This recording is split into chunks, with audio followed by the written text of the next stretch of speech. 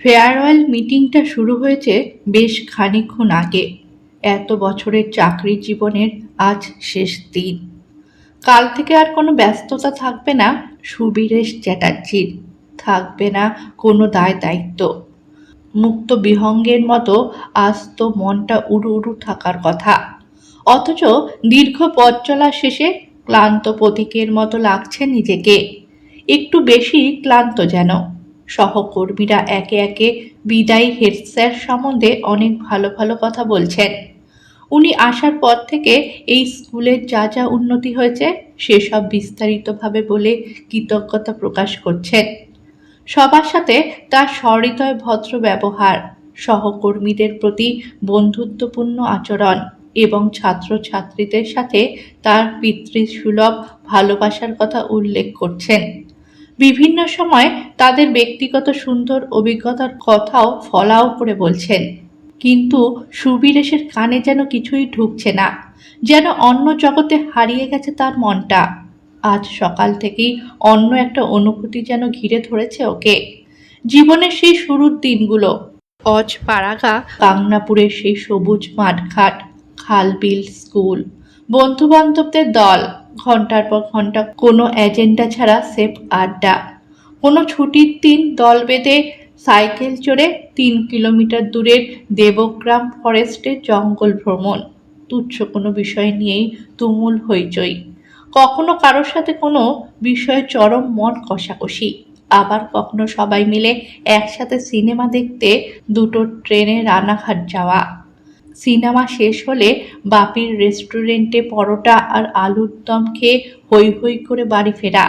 কত সহজ ছিল জীবনটা, দায়িত্বহীন, চিন্তাহীন, চাহিদাহীন, শুধু স্রোতের টানে ভেসে চলা। বড্ড লোভ হয় আবার যদি ওখান থেকেই শুরু করা যেত। আচ্ছা, যদি সত্যি সত্যি কোনোভাবে সেই সুযোগটা পাওয়া যায়, তাহলে কিভাবে জীবনটা তৈরি করত, কি কি পরিবর্তন ঘটাতো নিজের জীবনশৈলীতে, নিজেকেই প্রশ্ন করে সুবীরেশ। আচমকা কানের কাছে স্যার কি ভাবছেন শুনে চমকে উঠে মুখ তুলে তাকায়। অনুষ্ঠান পরিচালক তথা সহকারী প্রধান শিক্ষক অতনু নস্কর বলেন, স্যার, সকলেই তাদের বক্তব্য রেখেছেন। এবার আমরা স্কুলের তরফে এবং কেউ কেউ ব্যক্তিগতভাবে আপনাকে কিছু উপহার দিতে চাই। দয়া করে আপনি সেগুলো গ্রহণ করুন। উপহার পর্ব শেষ হলে আপনি সবার উদ্দেশ্যে কিছু বলবেন। আপনার বক্তব্যের সাথেই আজকের এই মনোজ্ঞ অনুষ্ঠান শেষ হবে। বুঝতে পারছি আপনি খুব ক্লান্ত, বিশ্রাম প্রয়োজন। অনুষ্ঠান শেষ হলে আমরা কয়েকজন মিলে আপনাকে আপনার ঘরে পৌঁছে দেব। উপহার হিসাবে প্রচুর জিনিস, এমনকি খামে করে কিছু টাকাও পাওয়া গেছে। অতনুর দিকে খানিকক্ষণ তাকিয়ে থেকে ধীরে ধীরে সুবীরেশ বলে, অতনু, এই স্কুলের চার্জ তো নিয়ম মতো আমি তোমাকে দিয়েছি।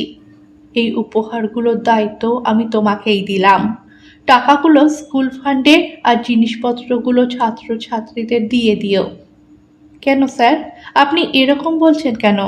আশ্চর্য হয়ে অতনু বলে, আমরা একটা গাড়িতে করে আপনাকে এবং এই সব জিনিসপত্র আপনার ঘরে পৌঁছে দেব। এই স্কুলে তো এটাই রীতি, সবার ক্ষেত্রেই সেটা হয়, আপনার ক্ষেত্রেও হবে। ধীর চোখে সুবীরেশ বলে, কেন বললাম সেটা আমার বক্তব্য শুনলেই বুঝতে পারবে। এক গ্লাস জল খেয়ে সবার কাছ থেকে অনুমতি নিয়ে একটা সিগারেট ধরায় সুবীরেশ। সিগারেটটা টানতে টানতে ধীরে ধীরে বলতে শুরু করে, আমার ছোটবেলার কথা, পরবর্তীকালে কলেজ, বিশ্ববিদ্যালয় শিক্ষা জীবনের কথা, এমনকি আমার চাকরি জীবনের বেশিরভাগ কথাই বিভিন্ন সময়ে বিভিন্ন অনুষ্ঠানে আমি বলেছি। সেসব তোমরা সবাই জানো, তাই সেগুলো আর নতুন করে বলতে চাই না। আজ বরং এমন কিছু কথা বলবো যেগুলো এই পৃথিবীতে একজন ছাড়া আর কেউ জানে না, এমনকি আমার খুব কাছের বন্ধু অতনু, পরিমল, সিদ্ধার্থ এরাও না। ব্যক্তিগত জীবনের সেই কালো অধ্যায়ের গল্পটা শেষ করে আমি আমার কিছু ব্যক্তিগত সিদ্ধান্তের কথাও জানাবো। কথাগুলো শুনে আর সুবীরেশের বলার ভঙ্গি দেখে একটু নড়ে চড়ে বসে সবাই। এ ওর দিকে মুখ চাওয়াচাই করে, কি এমন কথা বলবে এখন?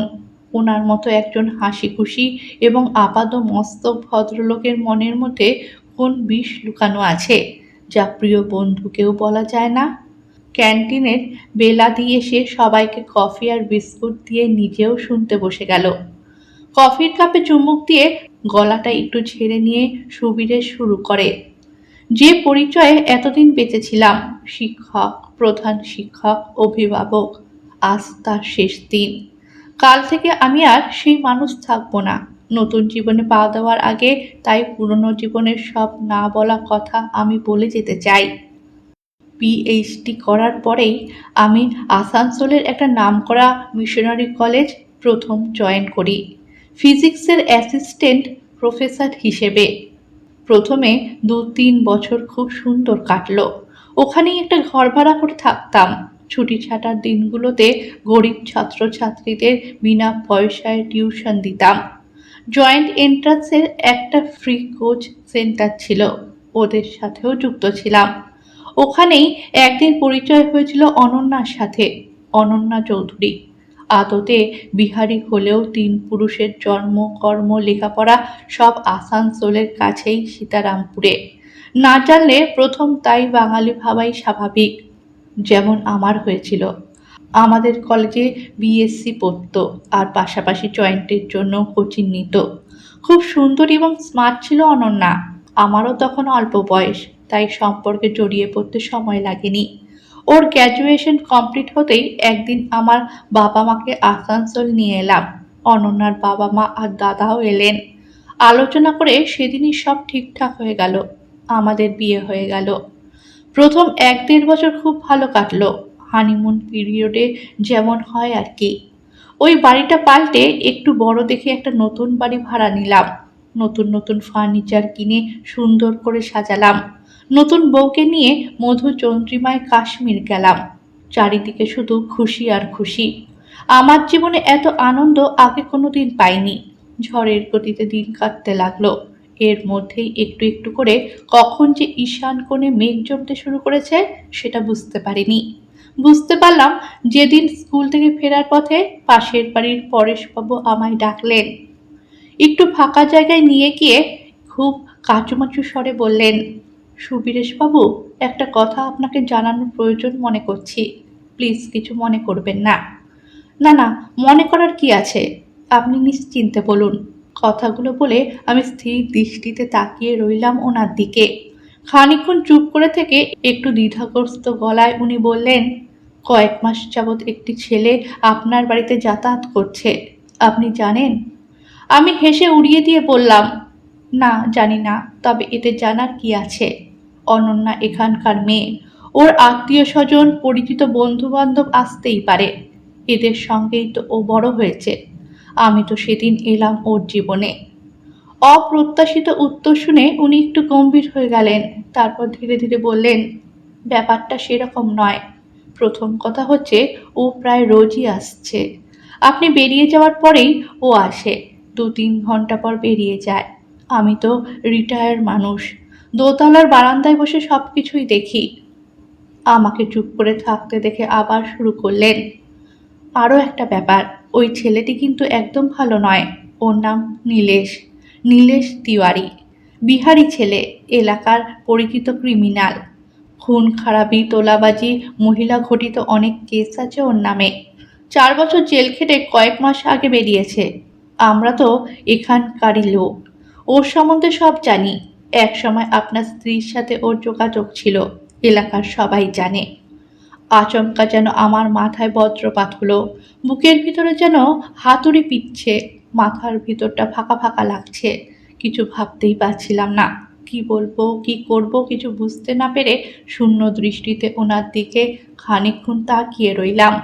ধীরে ধীরে জিজ্ঞেস করলাম, ওর বাড়ির লোকেরা জানতেন না? অবশ্যই, খুব ভালোভাবেই জানতেন। এরকম একটা ছেলের সঙ্গে বাড়ির একমাত্র মেয়ের সম্পর্ক ওরা মেনে নিয়েছিলেন? এটা বিশ্বাসযোগ্য? অবিশ্বাসের সুরে আমি জিজ্ঞেস করলাম। একটা সিগারেট ধরিয়ে টানতে টানতে উনি বললেন, দেখুন, ওর বাপ দাদারা বার্নপুর কুলটিতে ২ নম্বরি কয়লার ব্যবসা করে। ক্রিমিনালদের সাহায্য ছাড়া এসব ব্যবসা চালানো যায় না।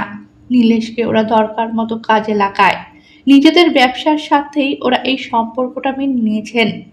আমি একটা কথা ভেবে অবাক হচ্ছি, কোনো খবরাখবর না নিয়ে আপনার মতো একজন উচ্চশিক্ষিত ভদ্রলোক বিয়ের মতো একটা সিদ্ধান্ত নিলেন কিভাবে? স্রেফ রূপ দেখে মজে গেলেন? কথাটা বলেই উনি অন্যদিকে তাকিয়ে সিগারেট টানতে লাগলেন। আমি স্তম্ভিত হয়ে ওনার দিকে তাকিয়ে রইলাম। উনি ঘুরে তাকাতেই আমি অস্ফুটে জিজ্ঞেস করলাম, এত কিছু যদি জানতেন তাহলে আগে আমাকে বললেন না কেন? আর এখনই বা কেন বলছেন? কোনোদিন তো জিজ্ঞেস করেননি, তাই বলিনি। যেচে কেন একটা বিয়ে ভাঙতে যাব বলুন? আর শুধু আমি কেন, আপনার স্কুলের সহকর্মীদের সাথে কথা বললেই জানতে পারতেন। দু একজন ছাড়া সবাই তো এখানেই থাকে, এসব কথা সবাই জানে। আগে যখন বলেননি তাহলে আজও না বললেই পারতেন। এখন তো আর শোধরানো যাবে না, যেমনই হোক আমাকে তো মানিয়ে চলতেই হবে। সেটা আপনার ব্যাপার। দেখুন, বিয়ের আগে প্রেম ভালোবাসা তো অনেকেরই থাকে, বিয়ের পর ওসব ভুলে যায়। ভেবেছিলাম এই ক্ষেত্রেও সেরকমই হবে, কিন্তু আসলে আমাদের বাড়িতেও তো মেয়ে বউ আছে। এই জিনিস চলতে থাকলে বুঝতেই পারছেন, অলরেডি পাড়ায় গুঞ্জন শুরু হয়ে গেছে। আপনাদের হয়তো এ পাড়া থেকে উঠিয়ে দেবে। আগেভাগে তাই আপনাকে জানিয়ে রাখলাম। রাগে লজ্জায় অপমানে হাত পা কাঁপতে লাগলো আমার। এসব জানাজানি হলে কলেজে মুখ দেখাবো কি করে? ছাত্রছাত্রীরা কি আর সম্মান করবে আমায়? পরেশবাবুকে ধন্যবাদ জানিয়ে বাড়ি থেকে রওনা দিলাম। প্রায় টলতে টলতে বাড়ি পৌঁছালাম। বেল দেবার আগেই দেখি অনন্যা চাবি নিয়ে বেরিয়ে এসে গেট খুলল। মুখে মিটিমিটি হাসি। আমার চোখ মুখ অন্ধকার দেখে হাত ধরে আমায় ড্রয়িং রুমে নিয়ে গিয়ে সোফায় বসিয়ে জিজ্ঞেস করলো, কি হয়েছে তোমার? শরীর খারাপ নাকি? জ্বর আসেননি তো? বলেই আমার কপালে হাত দিয়ে দেখতে লাগলো। তাড়াতাড়ি এক গ্লাস জল এনে আমার হাতে দিয়ে জিজ্ঞেস করলো, এত দেরি হলো যে? কোথাও গিয়েছিলে না কারোর সাথে গল্প করছিলে? একজনের সাথে কথা বলছিলাম। কার সাথে? পাশের বাড়ির পরেশবাবুর সাথে। ও আচ্ছা, ওই কুটলে বুড়োর সাথে? বলেই কলকলে হেসে উঠল। জানো তো, লোকের পিছনে কাঠি দেওয়ার জন্য নাকি ওনার হাত নিষ্পিস করে, সেজন্যই তো লোকে ওকে কুটলে বুড়ো বলে। তুমি ফ্রেশ হয়ে নাও, আমি কফি বানিয়ে আনছি। বলেই কিচেনে যাওয়ার জন্য উঠে পড়ল। সরাসরি অনন্যার চোখের দিকে তাকিয়ে আমি জিজ্ঞেস করলাম, আচ্ছা অনন্যা, বাড়িতে কি কেউ এসেছিল? একটু থমকে দাঁড়িয়ে খুব স্বাভাবিক গলায় অনন্যা বলল, হ্যাঁ গো, অনেকদিন পর নীলুদা এসেছিল, আমার মাসতুতো দাদা নীলেশ তিওয়ারি। তুমি বোধহয় ওকে দেখনি। পানাগড়ে থাকে, কন্ট্রাক্টরি করে। কিন্তু তুমি কি করে জানলে? সিগারেটের গন্ধ পাচ্ছি। আমি তো বাড়িতে সিগারেট খাই না, শান্ত স্বরে বললাম। ও আচ্ছা, এত করে রুম ফ্রেশনার দিলাম তাও যায়নি? ওনাকে থাকতে বললে না কেন? দেখা হতো। থাকলো না, বলল পরে আবার আসবে। এখানে নাকি একটা সরকারি কাজের কন্ট্যাক্ট পেয়েছে, এখন মাঝে মাঝেই এদিকে আসবে। বলেই অনন্যা কিচেনে ঢুকে গেল। আমি শূন্য দৃষ্টিতে ওর চলে যাওয়ার দিকে তাকিয়ে রইলাম। বাথরুম থেকে ফ্রেশ হয়ে আসার আগেই অনন্যা কফি আর বিস্কুট নিয়ে হাজির, হাতে একটা খাম। একটু রহস্যময় হাসি এসে বলল, আজ তোমাকে এমন একটা খবর দেবো যে তুমি খুশিতে একেবারে ডগমগ হয়ে যাবে। তাই নাকি? তা কি এমন খবর আছে, তাড়াতাড়ি বলো। আমি সহজ হয়ে বললাম। আমার হাতে খামটা দিয়ে বলল, খবরটা এই খামের মধ্যে আছে, পড়ে নাও। বলেই হালকা হেসে আমার দিকে তাকিয়ে রইল। খামটা খুলে পড়তেই সত্যি আমি আনন্দে আত্মহারা হয়ে গেলাম। Pregnancy report positive. মানে আমি বাবা হতে চলেছি। এক মুহূর্তে আমার মন থেকে সমস্ত দ্বিধা দ্বন্দ্ব দূর হয়ে গেল। সব কিছু একপাশে সরিয়ে রেখে আমরা খুশির জোয়ারে ভেসে গেলাম। কয়েকটা দিন খুব আনন্দে কাটলো, কিন্তু মন থেকে পরেশবাবুর কথাগুলো বেরোলো না। বিশেষ করে কলেজে থাকাকালীন মনটা খুব অস্থির লাগতো। ভাবতাম, আজও কি আবার এসেছে নীলেশ? এভাবেই কি রোজ রোজ ঠকবো আমি? শরীর খারাপ বলে কলেজ থেকে ছুটি নিয়ে দুদিন দুপুরে আচমকা বাড়ি চলে গেলাম। কিন্তু গিয়ে দেখলাম সব ঠিকঠাকই আছে। ঘুম থেকে উঠে অনন্যা দরজা খুলে আশ্চর্য হয়ে গেল। শরীর খারাপ শুনে ব্যস্ত হয়ে পড়ল। সবই স্বাভাবিক, কেউই আসেনি আর সিগারেটের গন্ধও নেই। আমার মনটা শান্ত হলো বটে, তবে একেবারে নিঃসন্দেহ হতে পারলাম না। একবার ভাবলাম পরেশবাবুর কথা মিথ্যে, পরক্ষণেই ভাবলাম মিথ্যে বলে ওনার কি লাভ। সেদিন নীলেশ যে সত্যি এসেছিল সেটা তো অনন্যা স্বীকার করেছে। এই সমস্ত সাত পাঁচ চিন্তা ভাবনায় আমি দিন রাত ডুবে থাকতাম। মনে মনে চাইলেও কোনো স্থির সিদ্ধান্তে আসতে পারছিলাম না। এই রকম একটা স্পর্শকাতর বিষয় নিয়ে কারোর সাথে আলোচনা করতেও মন চাইছিল না। বিশ্বাস আর অবিশ্বাসের দোলায় দুলতে দুলতে আমি নিজেই একটা প্ল্যান করলাম। এক রবিবারে অনন্যা ওর বাপের বাড়ি গিয়েছিল। সেদিন আমি একটা অনৈতিক কাজ করেছিলাম। ওখানকার ইলেকট্রনিক্স মার্কেট থেকে একটা সিসিটিভি ক্যামেরা এনে আমাদের বেডরুমে এমনভাবে লাগিয়ে দিলাম যাতে সহজে নজরে না পড়ে। এসব কাজ আমি নিজেই জানতাম, তাই কোনো টেকনিশিয়ান ডাকতে হয়নি। তখন তো ইন্টারনেট মোবাইলের যুগ নয়, ডিভিআর বক্স থেকে রেকর্ডিং চেক করতে হতো। প্রথম 3 দিন চেক করে দেখলাম সব ঠিকঠাকই আছে। একদিন শুধু ওর মা ঘন্টা দুয়েকের জন্য এসেছিলেন। মনটা অনেক হালকা হয়ে গেল, আর সঙ্গে সঙ্গে পরেশবাবুর উপর রাগ জমতে লাগলো। মনে মনে ভাবলাম, সত্যি তো লোকটা কুটলে বুড়ো, একদিন আচ্ছাসে ঝাড়বো। চতুর্থ দিনের রেকর্ডিং চেক করতেই কিন্তু সবকিছু পরিষ্কার হয়ে গেল। প্রথমে তো বিশ্বাসই হচ্ছিল না অনন্যা এটা করতে পারলো। বড্ড অসহায় লাগছিল নিজেকে। কিং কর্তব্য বিমূঢ় হয়ে অনেকক্ষণ বসে রইলাম। একবার ভাবলাম এ জীবন রেখে আর কি হবে, বরং আত্মহত্যা করি। পরক্ষণেই প্রতিহিংসার আগুন দাউ দাউ করে জ্বলে উঠল মনের মধ্যে। আমি তো কোনো অন্যায় করিনি, বরং বিশ্বাস করে দিনের পর দিন ঠকেছি। তাহলে আমি কেন আত্মহত্যা করতে যাব? ভিতরটা উথাল পাথাল করলেও বাইরে আমি শান্ত থাকলাম। সুবীরেশ একটু থামতেই সামনের মানুষগুলো নড়ে চড়ে বসলো। গলা খাকারি দিয়ে অতনু বলল, স্যার, এগুলো আপনার একান্তই ব্যক্তিগত ব্যাপার, আমাদের না জানাই উচিত। আপনি বরং অন্য কথা বলুন, ভালো ভালো অভিজ্ঞতার কথা শেয়ার করুন। না অতনু, এই কথাগুলো এতদিন তোমাদের কাউকে বলিনি বলে মাঝে মাঝে নিজেকে প্রতারক মনে হয়। আজ আমি সবটা বলে নিজেকে সেই দায় থেকে মুক্ত করতে চাই।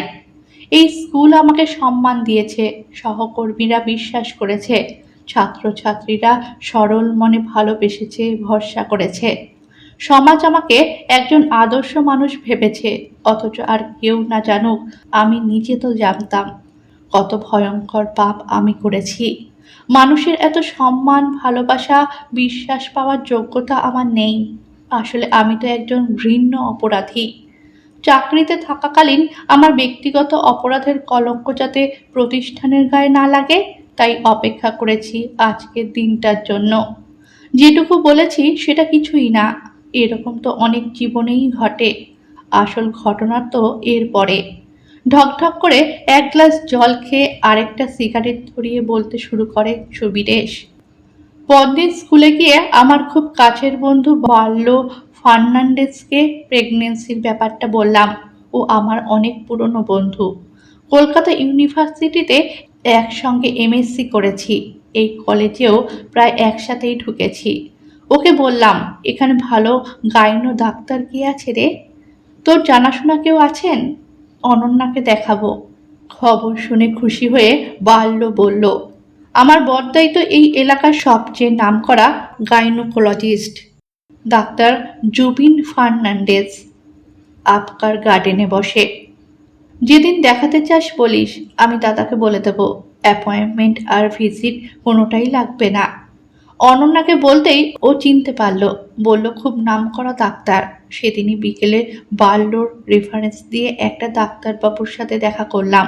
খুব গোপনে বাচ্চার ডিএনএ টেস্ট করার জন্য হাত ধরে অনুরোধ করলাম। বললাম আমার জীবন মরণ সমস্যা। প্রথমে অনেক আপত্তি করেও শেষে রাজি হলেন। বললেন এখানে তো অত হাইটেক ল্যাব নেই, কলকাতায় যোগাযোগ করছি, ওরা এসে স্যাম্পেল কালেক্ট করে নিয়ে যাবে। কয়েকদিন পর আবার ওরাই রিপোর্ট দিয়ে যাবে। আমার সামনেই ফোন করে ডেট কনফার্ম করলেন। 3 দিন পর পেশেন্ট নিয়ে যেতে বললেন। যথাসময়ে ওকে দেখাতে নিয়ে গেলাম। তখনই স্যাম্পেল কালেকশন করে নিলেন। বললেন রিপোর্ট পেতে সপ্তাহ খানেক লাগবে। অনন্যা কিছু বুঝতেই পারেনি। এত রকম ঝামেলায় শরীর মন একদম ঘেটেছিল। তার উপর মে মাসের অসহ্য গরম। ভাবলাম পরের সপ্তাহে একটু দার্জিলিং বা কালিম্পং ঘুরে এলে কেমন হয়। ধীরে ধীরে মনটাকে শান্ত আর স্বাভাবিক করে নিলাম। ফার্নান্ডেজকে বলতেই একেবারে লাফিয়ে উঠল। ও আর ওর বউ জেসিকাও যাবে। টিকিট কাটা আর কালিম্পংয়ে হোটেলের ব্যবস্থা ওই করে ফেলল। পরের শনিবার রাত 10টা 10-এর ট্রেন। যাওয়ার দিন বিকেলে ডাক্তারবাবুর সাথে দেখা করে রিপোর্টটা নিলাম। বাইরে এসে খুলে পড়লাম, DNA not match with the sample. 3-4 বার আগা পাঁচতলা এদিক ওদিক করে পড়লাম, কোথাও যদি অন্য কিছু লেখা থাকে। হতাশ হয়ে রিপোর্টটা ব্যাগে রেখে দিলাম। নিজেকে সামলে নিয়ে একদম স্বাভাবিক থাকার চেষ্টা করলাম। কালিম্পং পৌঁছে শরীর মন যেন শান্তি পেল। প্রচণ্ড গরমের হাত থেকে 4-5টা দিন অন্তত রেহাই। হোটেলটাও খুব সুন্দর। জানালা খুললেই নিচে খাদ আর দূরে ডেলো পাহাড়ের চূড়া। থোকা থোকা মেঘের দল অলস গতিতে এদিক ওদিক ভেসে বেড়াচ্ছে। অসাধারণ দৃশ্য। পরদিন সকালে একটা গাড়ি ভাড়া করে ঘুরতে বেরোলাম। কাছাকাছি কয়েকটা স্পট দেখে দুপুর নাগাদ ডেলো পাহাড়ে পৌঁছালাম। হিলটপ রেস্টুরেন্টে কিছু স্ন্যাক্স খেয়ে আমরা 3জন বাইরে দাঁড়িয়ে কফি খাচ্ছিলাম। অনন্যা কফি না খেয়ে চারিদিকে ঘুরে বেড়াচ্ছিল। ঘুরতে ঘুরতে একটু নিচের দিকে একটা খাদের ধারে দাঁড়িয়ে হাতের ইশারায় আমাকে ডাকলো। আমি সিগারেট টানতে টানতে আস্তে আস্তে সিঁড়ি দিয়ে রাস্তায় নেমে ওর কাছাকাছি যেতেই ও আনন্দে চেঁচিয়ে উঠে বলল, সুবীর, এদিকে এসো, দেখো কত বড় খাদ, পড়লেই আর ওঠার চান্স নেই। ততক্ষণে আমি সিদ্ধান্ত নিয়ে নিয়েছি। টেনশনে আমার বুকের ভিতরটা ধকধক করছিল, হাত পা থরথর করে কাঁপছে। কাঁপতে কাঁপতে জ্বলন্ত সিগারেটটা নিচে পড়ে গেল। তাকিয়ে দেখলাম আশেপাশে কেউ নেই। অনন্যার সামনের দিকে ঝুঁকে আমাকে একটা মন্দির দেখাচ্ছিল। আমি ওর কাঁধটা ধরে মন্দির দেখার নাম করে ওকে একটা ধাক্কা দিলাম। কিছু বুঝে ওঠার আগেই ওর পা হড়কে গেল। 5000 ফুট উঁচু থেকে নিচে গভীর খাদে ওকে পড়ে যেতে দেখলাম। কানে এলো ওর আর্তচিৎকার, সুবীর! উত্তেজনায় আমি চোখ বুজে বসে পড়লাম। 2 হাতে মাথাটা চেপে ধরে ভয়ে চেঁচিয়ে উঠলাম। ফার্নান্ডেজরা এদিকেই আসছিল। আমার চিৎকার শুনে দৌড়ে এলো। অন্য লোকজনও এসে ঘটনা শুনে হতবাক। রেস্টুরেন্টের ম্যানেজার পুলিশে ফোন করলো। সন্ধে পর্যন্ত অনেক খোঁজাখুঁজি করেও পুলিশ ওর দেহ উদ্ধার করতে পারল না। আমাদের থানায় নিয়ে গেল। ওখানে উপস্থিত সবাই সাক্ষী দিল। ওই ভদ্রমহিলা অনেকক্ষণ ধরে একা একাই এদিক ওদিক ঘুরছিলেন। অসতর্কতার জন্য হয়তো পা ফসকে পড়ে গেছেন। ওনার সঙ্গে লোকেরা তো রেস্টুরেন্টের সামনে দাঁড়িয়ে কফি খাচ্ছিলেন। পুলিশ অফিসার আমাদের নাম, ঠিকানা, কলেজের নাম সব লিখে নিয়ে ছেড়ে দিলেন।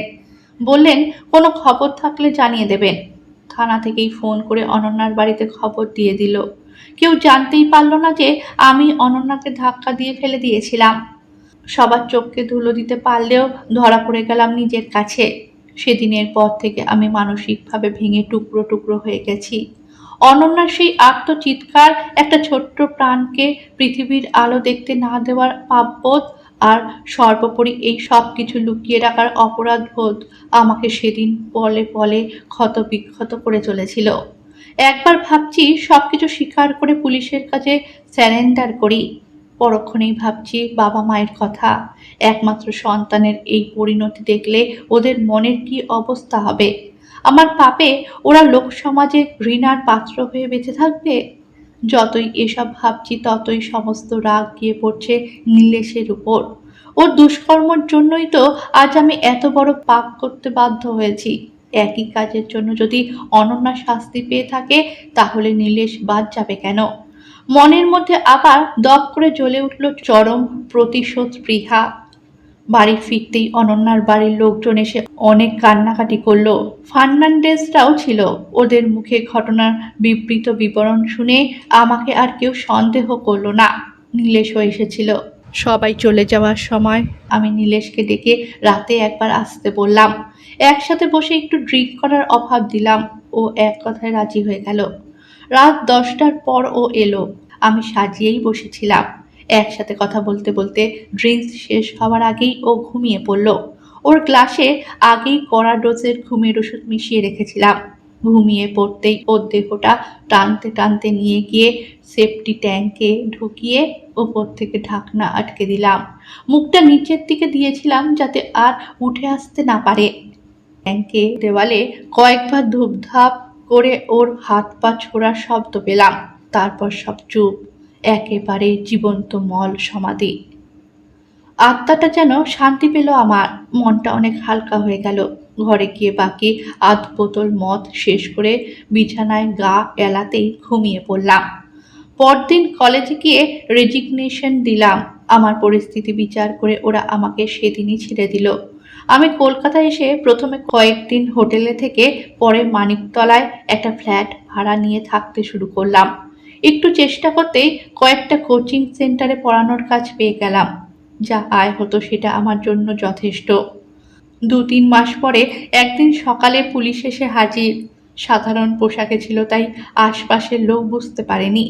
আসানসোল থানার এসআই নীলেশের খুনের তদন্তে এসেছেন। অফিসার ভদ্রলোক আমার খুবই পরিচিত। ওনার ছেলে আমাদের স্কুলে পড়তো, খুব ট্যালেন্টেড ছেলে। মাঝে মাঝে আমার বাড়িতেও পড়তে আসতো। রাতে ছেলেকে নিতে উনিও বেশ কয়েকবার এসেছিলেন, তখনই পরিচয় হয়েছিল। আমি জিজ্ঞেস করলাম, আপনি আমাকে খুঁজে পেলেন কি করে? এই ঠিকানা তো কেউ জানে না। একটু হেসে উনি বললেন, পুলিশ চাইলে সব খুঁজে পায়, এটাই তো আমাদের কাজ। প্রাথমিক কথাবার্তার পর উনি জিজ্ঞেস করলেন, সুবিরেশবাবু, সত্যি করে বলুন তো, খুনটা কি আপনি করেছেন? আমার কিন্তু বিশ্বাস হয় না। বেশ কয়েক বছর তো আপনাকে দেখেছি, আপনি এ কাজ করতে পারেন বলে আমার মনে হয় না। আর যদি করে থাকেন তাহলে কেন করেছেন? কি হয়েছিল আমাকে খুলে বলুন তো। একটু ভেবে নিয়ে আমি ওনাকে পুরো ঘটনাটা সংক্ষেপে বললাম এবং কম্পিউটার খুলে কয়েকটা সিসিটিভি ফুটেজও দেখালাম। জীবনে ওই একজনকেই আমি বলেছিলাম। ফাইলে রাখা ডিএনএ টেস্টের রিপোর্টও এনে দেখালাম। এরপর আমি ওনাকে বললাম, সবটাই তো আপনি দেখলেন, এবার চাইলে আমাকে অ্যারেস্ট করতে পারেন, আমি স্যালেন্ডার করছি। সব কিছু খুঁটিয়ে দেখার পর উনি বললেন, সুবিরেশবাবু, আইনের চোখে আপনি অপরাধী হলেও আপনার বিষয়টা ভেবে দেখা দরকার। নিজের স্ত্রীকে এই অবস্থায় দিনের পর দিন দেখলে যে কোনো স্বামীর শিরা ধমনী দিয়ে রক্তের বদলে প্রতিশোধের আগুন ছুটবে। এই ভিডিও ফুটেজ দেখলে শুধু আপনি কেন, যে কেউ এই কাজটা করে ফেলতে পারে। একটা কথা জানতে ইচ্ছে করছে, আপনি আপনার স্ত্রীকে বুঝিয়ে ফেরানোর চেষ্টা করেছিলেন? আমি বললাম, অনেক চেষ্টা করেছি স্যার। নীলেশের বাড়িতে আসা বন্ধ করতে বললে প্রচণ্ড ক্ষেপে যেত। বলতো ও নাকি ওর ভাই, ছোটবেলা থেকে রাখি পরায়। আমি নাকি ছোট মনের মানুষ, তাই ভাই বোনের পবিত্র সম্পর্ককে সন্দেহের চোখে দেখছি। খানিকক্ষণ জানালা দিয়ে বাইরের দিকে তাকিয়ে থেকে অফিসার বললেন, জীবনের এই এপিসোডটা ভুলে বরং নতুন করে জীবন শুরু করুন।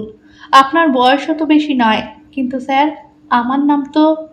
ওসব নিয়ে আপনি কোনো চিন্তা করবেন না, এই কেস থেকে আপনার নাম আমি একদম বাদ দিয়ে দেব। এসব আমাদের বাঁ হাতের খেল, ওর অ্যান্টি গ্রুপের কাজ হলে চালিয়ে দেব। ৮টা মার্ডার কেস আছে ওর নামে। শুধু রাজনৈতিক চাপে আর টাকার দাপটে আমরা কিছু করতে পারি না। এক কাউন্সিলরের মেয়ের রেপ কেসে ৪ বছর জেল খেটে ৬ মাস হলো বেরিয়েছে। বেরিয়েই আবার হুমকি, তোলাবাজি শুরু করেছিল। একটু থেমে আবার বললেন, ওই জঘন্য ক্রিমিনালটার জন্য আপনার মতো একজন উচ্চশিক্ষিত ভদ্রলোকের জীবন আমি নষ্ট হতে দেব না। তাতে যদি আইন ভাঙা হয় তো হোক, একদিন তো আমাদের হাতেই মরত। না হয় আমাদের কাজটা আপনিই করে দিলেন। আমি আপনাকে একটা সুযোগ দিচ্ছি, আপনি নিজেকে সামলে নিয়ে নতুন জীবনের পথে এগিয়ে যান। এসব ঘটনা আপনি একদম ভুলে যান, আমিও ভুলে যাব। এক কাপ চা খেয়ে নমস্কার জানিয়ে চলে গেলেন উনি। কিছুদিন টিউশন করে চলল, তারপর চেষ্টা চরিত্র করে এই স্কুলে জয়েন করলাম। ওই ফ্ল্যাট ছেড়ে ভবানীপুরের এই নতুন ফ্ল্যাটটা কিনলাম। গাংনাপুরের বাড়ি বিক্রি করে দিয়ে বাবা মাকেও এখানে নিয়ে এলাম। বাবা মা বন্ধু বান্ধবদের অনেক অনুরোধেও আমি আর বিয়ে করিনি। আবার দুর্ভাগ্য, ২ বছর পর ডেঙ্গু জ্বরে ১ মাসের মধ্যেই বাবা মা দুজনেই চলে গেলেন। পৃথিবীতে আমি একদম একা হয়ে গেলাম। নিঃসঙ্গতার জ্বালা আমাকে কুড়ে কুড়ে খাওয়া শুরু করলো। বুঝতে পারছিলাম সেদিন আমি শুধু অনন্যা আর ওর সন্তানকেই খুন করিনি, ডেলো পাহাড়ের খাদে ফেলে দিয়েছিলাম আমার ভবিষ্যৎ, আমার স্বপ্ন, আমার ভিতরের নিষ্পাপ সত্তাটাকেও।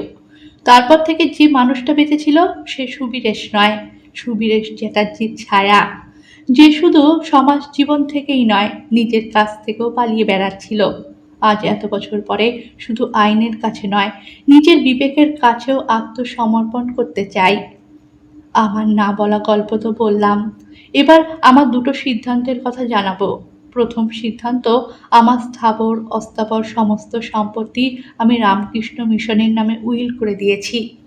দ্বিতীয় সিদ্ধান্ত, খুনের কথা স্বীকার করে আমি একটা স্বীকারোক্তি লিখেছি, ওটা জমা দিয়ে আমি পুলিশের কাছে আত্মসমর্পণ করব। আমি অলরেডি খবর দিয়ে রেখেছি। শুধু এই মিটিংটা শেষ হওয়া পর্যন্ত সময় চেয়ে নিয়েছিলাম। ওনারা বাইরে অপেক্ষা করছেন, ভিতরে নিয়ে আসুন। চমকে উঠে অতনু আর সিদ্ধার্থ একসাথে চেঁচিয়ে উঠল, এটা আপনি কি করেছেন স্যার? নিজেকে এত বড় শাস্তি কেন দিচ্ছেন? বিষাদের হাসি হেসে সুবীরেশ উত্তর দিল, ভালো কাজের জন্য যেমন দুহাত পেতে অসংখ্য পুরস্কার নিয়েছি, তেমনি ঘৃণ্য অপরাধের জন্য কঠিনতম শাস্তিটাও তো আমাকেই নিতে হবে। আমি জানি আমার ফাঁসি নয় তো যাবজ্জীবন কারাদণ্ড হবে। আমি মানসিকভাবে সম্পূর্ণ প্রস্তুত। রামকৃষ্ণ মিশনের প্রতিনিধি একজন উকিল সঙ্গে করে এনেছেন। উকিল সাহেব উইলটা পড়ে সুবীরেশকে দিয়ে সই করিয়ে নিয়ে বেরিয়ে যেতেই পুলিশ অফিসার ভিতরে এলেন। চিঠিটা পড়ে তিনি সুবীরেশকে অফিসিয়ালি গ্রেপ্তার করলেন। ঘরের মধ্যে এমন নিস্তব্ধতা নেমে এলো যেন কেউ নিঃশ্বাস নিতেও ভুলে গেছে। অতনুর চোখ ভিজে উঠেছে, বেলাতি আঁচল দিয়ে চোখ মুছছে। ছাত্রছাত্রীদের সাথে কথা বলতে গিয়েও যিনি কখনো আবেগপ্রবণ হন না, সেই সুবীরেশের কণ্ঠ এবার যেন একটু কেঁপে উঠল। কিছু একটা বলতে চেষ্টা করেও পারল না। বাইরে তখন সন্ধে নামছে, স্কুলের মাঠে ছাত্রদের ক্রিকেট খেলা চলছে। সেখান থেকে দর্শকদের তীব্র হইচই, চিৎকার ভেসে আসছে।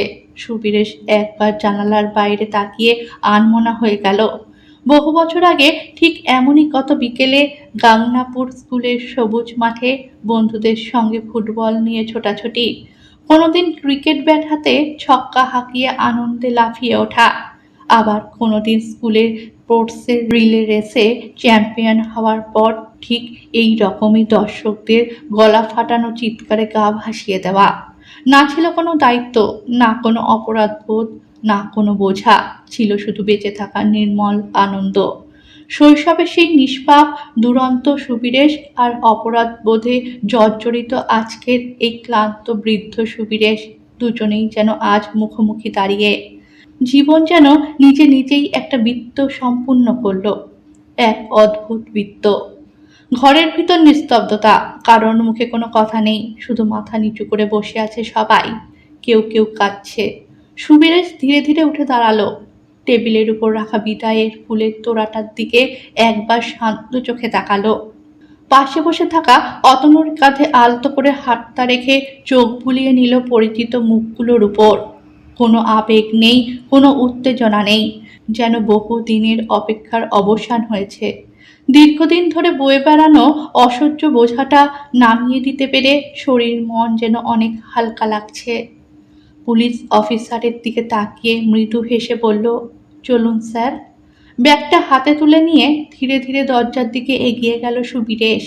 পিছনে রয়ে গেল স্কুল, সহকর্মী, সম্মান, পরিচয়, আর এক সংঘাতময় জীবনের দীর্ঘ ইতিহাস।